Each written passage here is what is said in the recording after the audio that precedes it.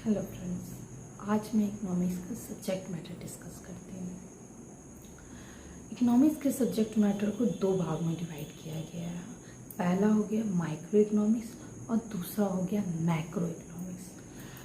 रेगनार fish एक पहले ऐसे अर्थशास्त्री थे जिन्होंने इन शब्दों का प्रयोग किया, माइक्रो इकोनॉमिक्स और macro economics. Micro economics, micro word Greek word से लिया गया है जिसका मतलब होता है स्मॉल। उसी तरह मैक्रो वर्ड भी ग्रीक वर्ड से ही लिया गया है जिसका अर्थ होता है लार्ज।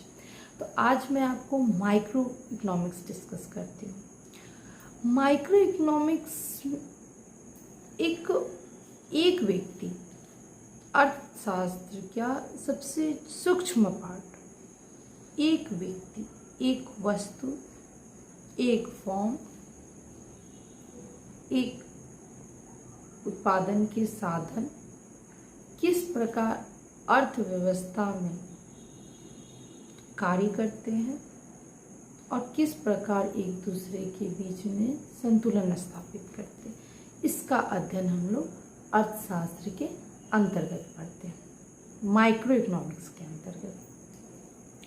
प्रोफेसर लर्नर ने कहा था कि अर्थशास्त्र में हम, माइक्रो इकोनॉमिक्स में हम अर्थशास्त्र को माइक्रोस्कोप से देखते हैं ताकि ये पता चल सके कि आर्थिक जीवी के विभिन्न कोष से मतलब हो गया एक व्यक्ति तथा परिवार एज अ कंज्यूमर, और एक व्यक्ति और form as a producer, total economy को कार्य संचालन में किस प्रकार अपना योगदान देते हैं। फॉर द एग्जाम्पल मैं आपको बताती हूँ, माइक्रो इकोनॉमिक्स के अंतर्गत हम लोग एक व्यक्ति के लिए एक वस्तु के मांग का अध्ययन करते हैं, फिर उस वस्तु की बाजार मांग का अध्ययन करते हैं। बाजार मांग के अध्ययन से उसके उत्पादक और उत्पादन के साधन के समय का अध्ययन करते हैं। हम लोग एक तरफ जहां अर्थव्यवस्था की विभिन्न इकाइयों के संतुलन का अध्ययन करते हैं, तो दूसरी तरफ इन्हीं संतुलनों के बीच में इंटर रिलेशनशिप का भी अध्ययन करते हैं। अर्थव्यवस्था में हम लोग मांग और पूर्ति का निर्धारण किस प्रकार होता है, एक व्यक्ति के लिए मांग और पूर्ति का निर्धारण किस प्रकार होता है, इसका भी अध्ययन हम लोग माइक्रो इकोनॉमिक्स के अंतर्गत करते हैं। व्यक्तिगत फॉर्म की कीमत और उसके उत्पादन के निर्धारण का अध्ययन करते हैं माइक्रो इकोनॉमिक्स के अंतर्गत, और यह पता लगाते हैं कि मांग और पूर्ति में परिवर्तन होने से इस पर क्या प्रभाव पड़ता है। सूक्ष्म अर्थव्यवस्था में मतलब माइक्रो इकोनॉमिक्स में हम ये एज्यूम कर लेते हैं कि उत्पादन के साधन स्थिर होते हैं। स्थिर उत्पादन के साधन से अब साधन से हम लोग किस प्रकार उत्पादन करते हैं। जब हम लोग जूम कर लिए कि उत्पादन के साधन स्थिर हैं, तो अब समस्या आती है कि हम किस साधन का उपयोग किस कार्य में लेगा, किस वस्तु के उत्पादन में लेगा। अर्थात कहने का मतलब है कि उत्पादन के साधनों का एलोकेशन की समस्या, हम उसे किस प्रकार एलोकेट करें ताकि हमें अधिक से अधिक संतुष्टि प्राप्त हो। मतलब कि अर्थशास्त्र के अंतर्गत हम एक व्यक्ति की संतुष्टि का भी अध्ययन करते हैं, अर्थात कि उसके कल्याण पर भी हम लोग ध्यान देते हैं। ये होता है सूक्ष्म अर्थव्यवस्था, जिसके अंतर्गत हम लोग ये सारे पॉइंट को अध्ययन करते हैं। साथ में एक इफिशिएंसी का भी हम लोग अध्ययन करते हैं, मतलब साधनों का कुशलतम प्रयोग, उत्पादन के साधनों का कुशलतम प्रयोग। तो इसके अंतर्गत मैं आपको क्लियर कर देती रही हूँ कि उत्पादन के साधन का कुशलतम प्रयोग तब होता है जबकि एक वस्तु के उत्पादन करने के लिए दूसरे वस्तु के उत्पादन से उत्पादन के साधनों को लाके अगर उत्पादन किया जाए तो दूसरी वस्तु के उत्पादन में कमी आ जाए। मैं आपको एग्जांपल के साथ इसको क्लियर करती हूँ कि मान लेते हैं मेरे पास 4 हाथ का ज़मीन है, ठीक है, लैंड है, जिसमें मैं 40 केजी अनाज का उत्पादन होता है। एज्यूम कर लीजिए गेहूं का उत्पादन होता है। अगर उस 4 हाथ के ज़मीन से 1 हाथ की ज़मीन पे रोड बना दिया गया है तो अब किसान के पास मात्र 3 हाथ ज़मीन बचता है।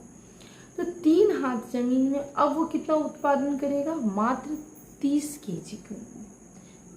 केजी गेहूं का उत्पादन करेगा। तो इससे क्या पता चलता है कि हम लोगों ने ज़मीन का जो लैंड है जिस पे खेती हो रही है उसका हम लोगों ने कुशलतम प्रयोग किया है। कुशलतम प्रयोग से हो गया कि अगर हम लोगों ने रोड बनाया तो रोड के उपयोग से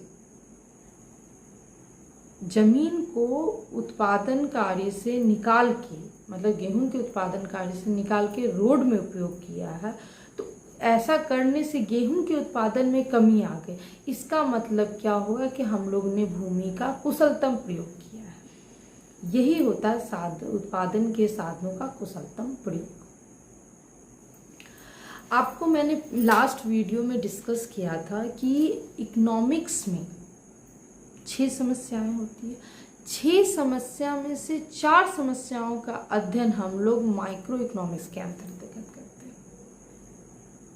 मैंने आपको पहले बता दिया साधन का एलोकेशन की समस्या, दूसरी बता दी है क्या उत्पादन किया जाए, कैसे उत्पादन किया जाए, ये हो गया। तीसरा हो गया साधन का टेक्निक। हम लोग अर्थव्यवस्था में सबसे पहले जानेंगे वो अर्थव्यवस्था श्रम प्रधान है या पूंजी प्रधान है। तो इसके लिए तो हम लोग पर व्यक्ति के बारे में जानेंगे ना कि वो श्रम करता है या फिर वहाँ पे पूंजी की मात्रा अधिक है। तो वो भी तो हम लोग माइक्रो इकोनॉमिक्स के अंतर्गत पढ़े, स्टडी किए उसको। तो ये भी पॉइंट हमारा आ जाता है माइक्रो इकोनॉमिक्स के अंतर्गत। व्यक्ति का कल्याण, एक व्यक्ति का कल्याण उसको अधिकतम संतुष्टि से होता है और अधिकतम संतुष्टि का अध्ययन हम लोग सूक्ष्म अर्थव्यवस्था के अंतर्गत करते हैं। इसके अंतर्गत हम लोग माइक्रो इकोनॉमिक्स के अंतर्गत हम लोग फैक्टर प्राइसिंग और प्रोडक्ट प्राइसिंग का भी अध्ययन करते हैं। थ्योरी ऑफ प्रोडक्ट प्राइसिंग और थ्योरी ऑफ फैक्टर प्राइसिंग का भी स्टडी हम लोग माइक्रो इकोनॉमिक्स के अंतर्गत ही करते हैं। फैक्टर प्राइसिंग को ही हम लोग थ्योरी ऑफ डिस्ट्रीब्यूशन कहते हैं।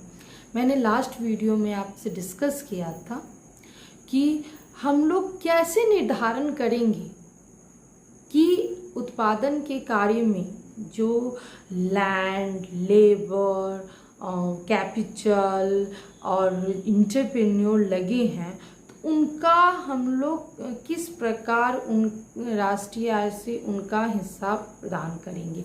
ये जो समस्या है वो उस थ्योरी हम लोग थ्योरी ऑफ डिस्ट्रीब्यूशन के अंतर्गत स्टडी करते हैं।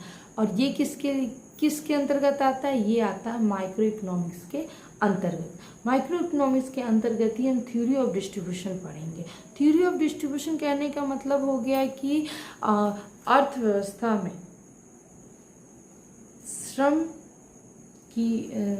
श्रम की कीमत मतलब मजदूरी, पूंजी की कीमत मतलब ब्याज, भूमि की कीमत मतलब लगान और उद्यमी की कीमत मतलब कि लाभांश, इन सब का किस प्रकार निर्धारण होता है ये हम माइक्रो इकोनॉमिक्स के अंतर्गत स्टडी करते हैं।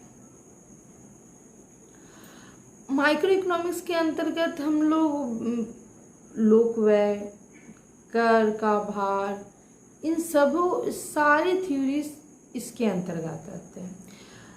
केसियन रिवॉल्यूशन से पहले अर्थशास्त्री अपनी थ्योरी सिद्धांत माइक्रो इकोनॉमिक्स के अंतर्गत ही करते हैं। लेकिन आजकल इन द सेंस हो गया केशियन थ्योरी के बाद रिवॉल्यूशन जो आया, केन्स ने थ्योरी दिया, उसके बाद से हम लोग सूक्ष्म तौर पे स्टडी करना कम कर दी। ऐसे भी इसका वैल्यू भी कम नहीं हुआ, अभी भी सूक्ष्म तौर पे स्टडी किया जा रहा है। लेकिन अब बृहद तौर पे पूरी अर्थव्यवस्था के लिए राष्ट्रीय आय, पूरी इकोनॉमी में किस तरह से पूरी इकोनॉमी पर पर्सन नहीं, पूरी इकोनॉमी में कैसे पूरी इकोनॉमी को, पूरी देश को कैसे संतुष्ट किया जाए, उस पर अध्ययन किया जाता है। तो वो सब तो मैक्रो इकोनॉमिक्स के अंतर्गत आता है। तो मैं आपको नेक्स्ट वीडियो में बताऊंगी। तब तक के लिए धन्यवाद। अगर आपको मेरा वीडियो पसंद आया तो लाइक और सब्सक्राइब जरूर करें।